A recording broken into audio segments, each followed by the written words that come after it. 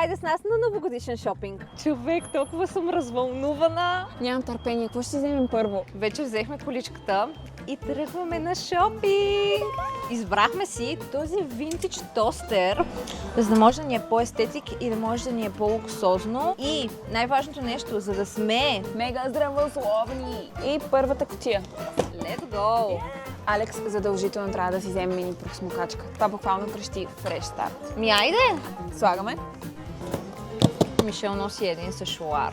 Аз мисля, че сашуар е по-важен, защото реално се използва абсолютно всеки един ден. Машата може и да не си оправиш косата, така че... Сашуар взимаме. Да. Избрахме си този, защото е много приятен цвят. Нова година, нова прическа! Тази година казахме, че ще тренираме. О, да. Така че, мисля да си взема един йога мат. Аз мисля да взема едни ластици. Вземи една гиричка, не се прави. Добре. Слагаме в количката. И гиричката.